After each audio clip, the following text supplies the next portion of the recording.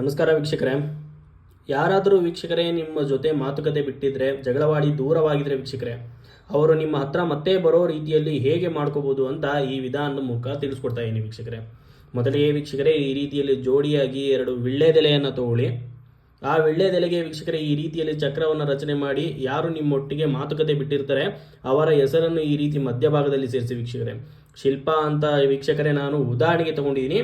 ನೀವು ಯಾರನ್ನ ನಿಮ್ಮ ಹತ್ರ ಬರಬೇಕು ಅಂದ್ಕೊಂಡಿರ್ತೀರ, ಯಾರು ನಿಮ್ಮೊಟ್ಟಿಗೆ ಮಾತುಕತೆ ಬಿಟ್ಟಿರ್ತಾರೆ ಅವರ ಹೆಸರನ್ನ ಈ ಮಧ್ಯಭಾಗದಲ್ಲಿ ಈ ರೀತಿಯಲ್ಲಿ ಚಕ್ರವನ್ನು ರಚನೆ ಮಾಡಿಕೊಂಡು ವೀಕ್ಷಕರೇ, ಆ ಒಂದು ಚಕ್ರಕ್ಕೆ ವೀಕ್ಷಕರೇ ಕುಂಕುಮದ ನೀರನ್ನು ಸಿಂಪಡಿಸಿ. ಈ ರೀತಿಯಲ್ಲಿ ಕುಂಕುಮದ ನೀರನ್ನು ಸಿಂಪಡಿಸಿ ವೀಕ್ಷಕರೇ, ಒಂದು ಅರಿಶಿಣದ ಕೊಂಬನ್ನು ಇಟ್ಟು ವೀಕ್ಷಕರೇ, ಒಂದು ದಾರದ ಸಹಾಯದಿಂದ ಅಮಾವಾಸ್ಯೆ ರಾತ್ರಿಯಲ್ಲಿ ವೀಕ್ಷಕರೇ ಈ ರೀತಿಯಲ್ಲಿ ಕಂಕಣದ ರೀತಿಯಲ್ಲಿ ನಿಮ್ಮ ಬಲಗೈಗೆ ಕಟ್ಕೋಬೇಕಾಗತ್ತೆ. ಈ ರೀತಿ ಮಾಡಿದ್ದೆ ಆದರೆ ವೀಕ್ಷಕರೇ, ಬಿಟ್ಟು ಹೋದಂಥ ವ್ಯಕ್ತಿ ಯಾರೇ ಆಗಲಿ ನಿಮ್ಮ ಹತ್ರ ಬರೋದು ಖಂಡಿತ.